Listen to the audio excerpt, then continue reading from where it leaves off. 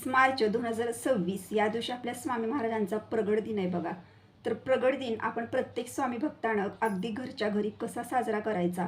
आपल्या घरामध्ये स्वामींचा फोटो असेल किंवा स्वामींची जर मूर्ती असेल तर मूर्तीची फोटोची पूजा घरामध्ये कशी करायची. ज्या पण स्वामी भक्तांनी 21 दिवसाचं स्वामी चरित्र सारामृताची सेवा घेतलेली आहे, ज्या पण स्वामी भक्तांनी 11 दिवसांची सेवा घेतलेली आहे, त्यांनी प्रगट दिना दिवशी उद्यापन कशा प्रकारे साजरं करायचं या संपूर्ण विषयी माहिती तुम्हाला आजच्या व्हिडिओमध्ये मिळेल. स्वामी महाराजांना कोणता नैवेद्य अर्पण करायचा, आपल्याला त्या दिवशी सेवा कोणत्या करायच्या आहेत या संपूर्ण विषयी माहिती तुम्हाला आजच्या व्हिडिओमध्ये मिळेल. तर तुम्ही हा व्हिडिओ कुठेही स्किप न करता व्हिडिओ शेवटपर्यंत बघा. तुम्ही जर माझ्या चॅनलवर नवीन असाल तर चॅनलला लाईक करा, शेअर करा, नक्की सबस्क्राईब करा. चला आता व्हिडिओला सुरुवात करूया. सर्व स्वामी सेवेकरांना श्री स्वामी समर्थ. तर तुमचं प्रियालयच्या चॅनलमध्ये अगदी मनापासून स्वागत आहे. स्वामी महाराजांचा प्रगट दिन हा प्रत्येक स्वामी भक्तासाठी खूप महत्त्वाचा दिवस असतो बघा. प्रगट दिना दिवशी आपण ज्या पण सेवा करत असतो प्रगट दिनानिमित्त त्या सेवेचं फळ हे स्वामी महाराज आपल्याला देत असतात. आणि दिना दिवशीच बघा आणि प्रगट दिनाच्या आधीपासूनच आपल्या पृथ्वी तलावर स्वामी तत्व आणि दत्त तत्व हे खूप जास्त प्रमाणात जागृत असतं. आणि जास्त करून बघा प्रगट दिना दिवशी तर स्वामी तत्व आणि दत्त तत्व हे खूप जास्त प्रमाणात पृथ्वी तलावर असतं. आणि ज्या घरामध्ये बघा स्वामी महाराजांची सेवा केली जाते, ज्या घरामध्ये स्वामी महाराजांचा प्रगट दिन साजरा केला जातो, त्या घरामध्ये स्वामी महाराज अदृश्य स्वरूपात नक्कीच असतात. ते सर्व बघत असतात. यासाठी प्रत्येक स्वामी साध्या सोप्या पद्धतीनं आपल्याला स्वामी महाराजांचा प्रगट दिन आपल्या घरी साजरा करायचा आहे बघा. आणि त्या दिवशी जास्त करून आपल्याला सेवा करायची आहे. तर ही सेवा खूप महत्त्वाची आहे. सेवा कोणीही चुकवू नका. त्याच पद्धतीनं ज्या स्वामी भक्तांनी बघा पारायण केलं आहे तर त्या पारायणचं उद्यापन सुद्धा आपल्याला अगदी साध्या पद्धतीनं करायचं आहे. तर जास्त वेळ न घेता आपण व्हिडिओला सुरुवात करूया. तर स्वामी महाराजांचा प्रगट दिन 20 मार्चला आहे. सर्वांना माहिती आहे बघा, कारण आपण 2-3 आठवडे झालं स्वामी महाराजांच्या सेवा प्रत्येक चॅनलवर तुम्हाला बघायला मिळत आहेत. त्यातूनच तुम्हाला माहिती पडलं आहे की स्वामींचा प्रगट दिन 20 मार्चला आहे. तरीसुद्धा तुम्हाला सांगते की त्या दिवशी आपल्याला सकाळी लवकर उठायचं आहे. 20 मार्चला शुक्रवार आलेला आहे बघा. प्रगट दिना दिवशी सकाळी लवकर उठायचं. महिला असतील तर त्यांच्यासाठी सुद्धा सांगते किंवा घरातले सर्वांसाठीचा व्हिडिओ आहे. सर्वांनी सकाळी लवकर उठायचं आहे. प्रगट दिनानिमित्त आपल्या स्वामी महाराजांचा प्रगट दिन आहे त्या दिवशी. आणि ह्या दिवसाची आपण खूप दिवसापासून वाट बघत असतो. तर त्या दिवशी सकाळी लवकर उठल्यानंतर आपली जी महत्त्वाची कामं असतील ती घरातली सर्व करून घ्यायची आहेत आपल्याला. त्यानंतर आपल्या हुंबरट्याला सुद्धा हळदीचं लेपन न चुकता करायचं आहे. दारामध्ये एक छोटीशी रांगोळी काढायची आहे बघा. आपल्या घराचं जे प्रवेशद्वार असतं ते थोडक्यात आपल्याला सुशोभित थोड्याशा प्रमाणात करून घ्यायचं आहे. आता आपल्या घरामध्ये अगदी सोप्या पद्धतीने आपल्याला मूर्ती असेल तर मूर्तीला अभिषेक कसा करायचा आहे, फोटोची पूजा कशी करायची याविषयी तुम्हाला सांगते. स्वामी महाराजांचा प्रगट दिन आहे आणि सर्वांसाठी खास दिवस आहे बघा. प्रत्येक स्वामी भक्त वेळात वेळ काढून त्या दिवशी सेवा उपासना नक्कीच करत असतो. तर तुम्हाला एक सांगते की प्रगट दिना दिवशी जर ज्या स्वामी भक्तांना पूजा मांडणी घरामध्ये करायचे तर पूजा मांडणी करून सुद्धा तुम्ही सेवा उपासना करू शकता. पूजा मांडणी सुद्धा अगदी साधी सोपी आहे, करू शकता. आणि जरी तुम्हाला शक्य नसेल पूजा मांडणी करणे तरी तुम्ही देवघरामध्ये जरी पूजा केली तरी सुद्धा चालेल. तर आता प्रथम तुम्हाला सांगते की आपल्या घरामध्ये जर स्वामींची मूर्ती आहे, मूर्ती छोटी असो किंवा मोठी असो, त्या मूर्तीला अभिषेक करून घ्यायचा आहे. तर आता अभिषेक करत असताना आपल्याला काय करायचं, तर अभिषेक तुम्हाला जर पंचामृताचा करणं शक्य असेल, म्हणजे ज्या वस्तू अर्पण करतो बघा, तूप, दही, मध, थोडासा साखर, या सर्व वस्तू आपण एकत्र करून मूर्तीला अभिषेक करत असतो पंचामृताचा. जरी तुमच्याकडे ह्या वस्तू अवेलेबल नसतील आणि तुम्हाला शक्य होत नसतील तर तुम्ही साध्या दूध आणि पाण्याचा जरी स्वामींना अभिषेक केला स्वामींच्या मूर्तीला तरी सुद्धा चालेल. मूर्ती तामणामध्ये ठेवून द्यायची आहे. मूर्ती छोटी मोठी असली तरी सुद्धा मूर्तीला अभिषेक करायचा आहे आपल्याला. तर अभिषेक करत असताना आपल्याला काय करायचं आहे, जेव्हा आपण पंचामृताचा किंवा दूध पाणी याचा जरी अभिषेक करत असो तर अभिषेक करत असतानाच आपल्याला पुरुष सुक्ताचं पठण करायचं आहे. पुरुष सुक्ताचं तुम्हाला 16 वेळा पठण करायचं आहे आणि स्त्री सुक्ताचं तुम्हाला 16 वेळा पठण करायचं आहे. जरी तुम्हाला शक्य नसेल तर तुम्ही पुरुष सुक्ताचं 1 वेळा जरी पठण केलं आणि स्त्री सुक्ताचं जरी 1 वेळा पठण केलं तरी सुद्धा चालेल, पण अभिषेक करत असतानाच करायचं. पुरुष सुक्त आणि स्त्री सुक्त पठण करत असताना आपल्याला फलश्रुती पठण करायची नाही अभिषेक करत असताना. ह्या गोष्टी लक्षात ठेवा. आता त्यानंतर तुम्हाला काय पठण करायचं, पवमानन सुक्त हे सुद्धा आहे आणि ते सुद्धा आपल्याला पठण करायचं आहे. ते पठण झाल्यानंतर आपल्याला 1 वेळा रामरक्षाचं पठण करायचं आहे. रामरक्षा पठण करा, नक्की करा. रामरक्षाचं सुद्धा अभिषेक करत असताना पठण करायचं आहे. रामरक्षा पठण करत असताना आपला फलश्रुती पठण करायची नाही. ह्या गोष्टींची लक्षात ठेवा ह्या गोष्टी. आणि त्यानंतर अभिषेक वगैरे झाल्यानंतर बघा मूर्ती स्वच्छ धुवून घ्या. स्वामी महाराजांची वस्त्रानं स्वच्छ पुसून घ्या, व्यवस्थित पुसून घ्या. आता पूजा मांडणी जर करणार असाल तर त्याच ठिकाणी आपल्याला मूर्तीची स्थापना करायची आहे. पूजा मांडणी करणार नसाल तर देवघरामध्ये जिथं तुमची मूर्ती असेल तिथं स्थापना करायची आहे. तर आता प्रथम ह्या गोष्टी तुम्हाला सांगितलं, तर पूजा मांडणी नंतर सांगेन मी तुम्हाला.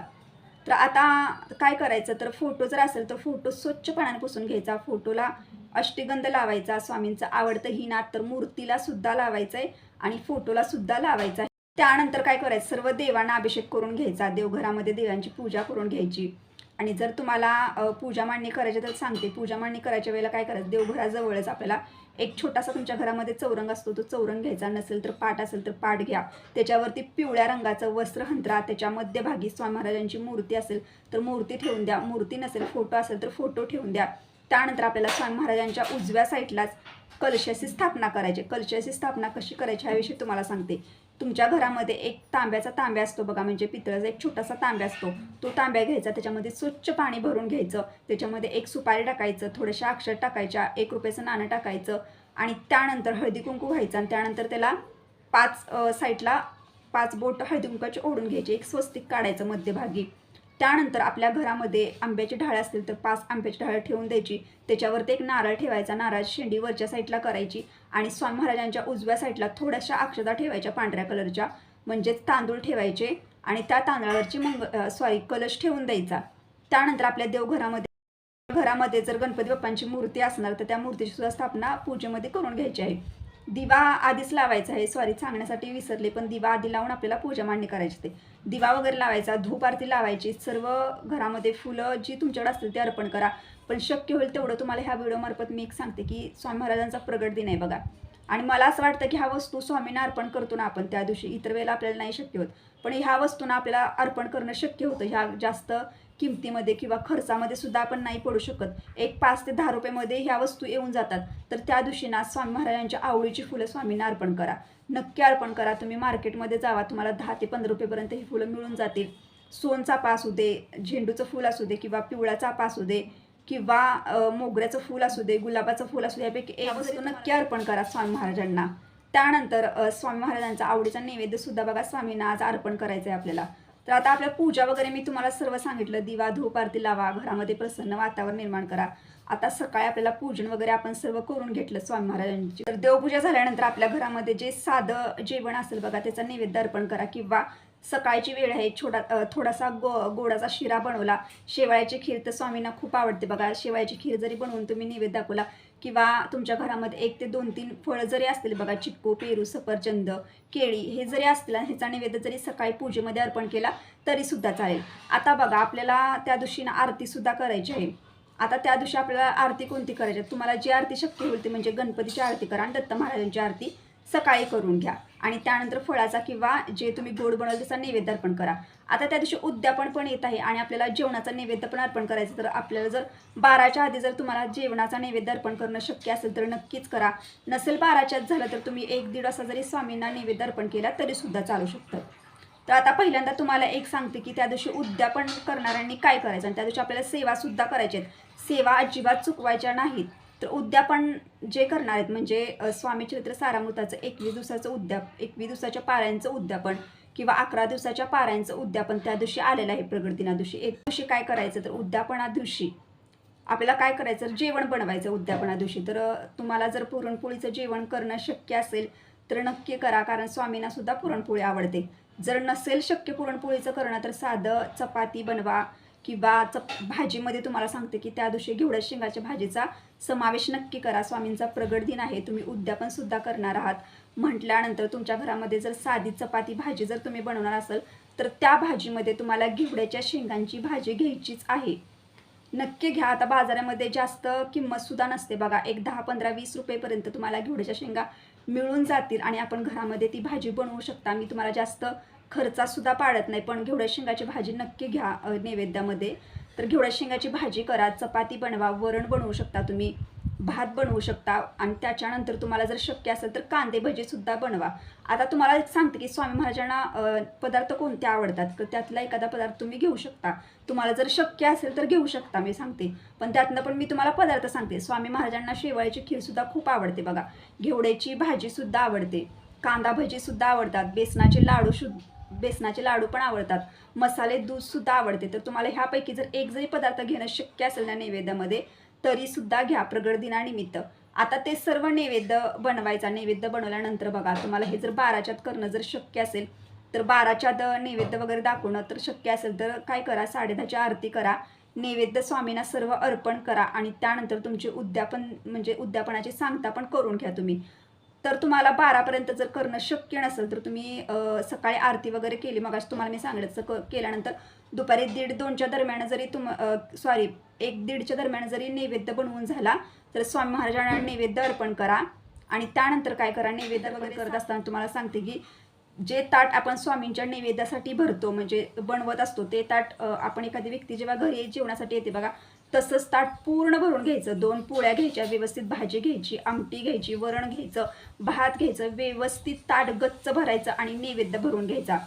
त्यानंतर देवघराजवळ भरीव पाण्याचं चौकण काढायचं आणि त्याच्यावरती ताट ठेवून आपल्याला सर्व मंत्र उच्चारून स्वामींना तुळशीपत्राचा वापर करून नैवेद्य अर्पण करायचं त्या दिवशी. आता हे सर्व झालं, त्यानंतर तुमचं उद्यापन सुद्धा झालेलं आहे या दिवशी. तर त्या दिवशी बघा, तुम्हाला जर शक्य असेल तर कसं असतं, ह्या दिवशी जेवढा आपण दान धर्म करतो ना त्याला सुद्धा खूप महत्त्व असतं ह्या दिवशी. तर तुम्हाला जर शक्य असेल, बाबा प्रगट दिन आहे स्वामींचा, तुम्हाला जर शक्य असेल तर तुम्ही तुमच्या घरामध्ये एखाद्या व्यक्तीला बोलवा जेवण्यासाठी आणि त्यांना सुद्धा जेवू घालू शकता जर तुम्हाला शक्य असेल तर. असं नाही की तुम्हाला जोडपच त्या दिवशी बोलवायचं आहे. आपल्या घरातून बघा, एखादी व्यक्ती अन्न खाऊन जाणं हे खूप महत्त्वाचं असतं. जर जवळपास जर एखादी व्यक्ती असेल, एखादी मुलगी असेल किंवा एखादा मुलगा असेल म्हणजे छोटा वगैरे, तर त्याला जर तुम्हाला इच्छा असेल की त्याला बाबा घरात बोलवावं, तर तुम्ही त्याला बोलवून सुद्धा त्या दिवशी जेवायला बोलवू शकता घरामध्ये, असं सुद्धा करू शकता. त्यानंतर काय करायचं तर बघा, आपल्या जवळपास गरजू गरीब व्यक्ती असतात त्यांना यथाशक्ती अन्नदान करा. एखादी गरजू गरीब व्यक्ती असेल तर तिला यथाशक्ती तुम्ही दान धर्म करा. तुम्हाला जे दान करणं शक्य आहे ते दान करा, कारण ह्या दिवशी आपण जेवढं दान धर्म करतो तेवढं आपल्याला पुण्य लागत असतं. कारण स्वामी महाराजांचा प्रगट दिन आहे. शिवाय स्वामीने आपल्याला हा संदेश दिलाय की गरजू गरीब व्यक्तींना दान धर्म करा. तुम्हाला जे शक्य होते ते दान करा, अन्नदान करा, वस्त्रदान करा. जे पण तुम्हाला एखादी गरजू व्यक्ती दिसेल तर तिला नक्कीच यथाशक्ती दान करा. किंवा समजा जर एखादी छोटी मुलं खेळत आहेत बाहेर आपल्या अंगणामध्ये वगैरे, त्यांना जरी तुम्ही बोलावून त्यांना जर काही खायला दिलं, बिस्किट दिलं किंवा तुम्हाला जे शक्य आहे ते दिलं तरी सुद्धा तुम्ही चालू शकतो त्या दिवशी. शेवटी सांगायचं एवढंच आहे की ह्या दिवशी तुम्हाला जेवढं दान धर्म करता येईल तेवढं दान धर्म करा. दिवशी आपल्याला आपल्या स्वामी महाराजांच्या केंद्रात मठात दर्शनासाठी जायचं आहे. बघा, जाताना आपल्याला एक नारळ, खडीसाखर, अगरबत्ती सर्व घेऊन जायचं आहे. स्वामींचं दर्शन घ्यायचं आहे. तुम्हाला शक्य असेल तर स्वामींच्या मठात जाताना केळांचा प्रसाद घेऊन जावा किंवा बेसनाच्या लाडवात सुद्धा प्रसाद घेऊन जाऊ शकता किंवा मिठाई सुद्धा घेऊन जाऊ शकता. त्यानंतर जवळ जर मठ केंद्र नसेल तर तुम्ही दत्त महाराजांच्या मंदिरात जाऊन जरी दर्शन घेतलं, प्रसाद घेऊन गेला तरी सुद्धा चालेल. आता हे सर्व मी तुम्हाला सांगितलं, उद्यापन वगैरे कसं करायचं हे सर्व तुम्हाला सांगितलं. प्रगट दिन अगदी साध्या सोप्या पद्धतीनं घरामध्ये कसा साजरा करायचा हेही तुम्हाला मी सांगितलं. तर आता त्या दिवशी आपल्याला सेवा कोणत्या करायच्या, आणि सेवा खूप महत्त्वाच्या आहेत. प्रत्येक स्वामी भक्तांना सेवा करा. त्या दिवशी आपल्याला स्वामी चरित्र सारामृताचा पूर्ण 1 ते 21 अध्यायांचा एक पाठ घरामध्ये करायचा आहे. तर तुम्ही हा पाठ कधीपासून कधीपर्यंत करू शकता, तर तुम्ही हा पाठ सकाळी 6 वाजल्यापासून संध्याकाळी 6-7 पर्यंत सुद्धा आपल्या घरामध्ये करू शकता. 1 ते 21 अध्यायांचा एक पाठ म्हणजे स्वामी चरित्र सारामृताचं एक पारायण घरामध्ये आपल्याला करायचं आहे. स्वामी महाराजांचा 11 माळी जप आपल्याला त्या दिवशी करायचा आहे. आणि हा पाठ जो आहे तो एका बैठकीत करण्याचा प्रयत्न करा. सेवा खूप महत्त्वाची आहे. वेळात वेळ काढून सेवा करा. आणि त्यानंतर पोथीवाचन झाल्यानंतर आपल्याला संध्याकाळचं काय करायचं ह्याविषयी पण तुम्हाला थोडक्यात सांगते. आता तुम्ही सकाळी नैवेद्य वगैरे सर्व दाखवलेलं आहे, पण संध्याकाळी सुद्धा आपल्याला स्वामी महाराजांना नैवेद्य दाखवायचं आहे. तर संध्याकाळी तुम्ही नैवेद्य काय दाखवू शकता,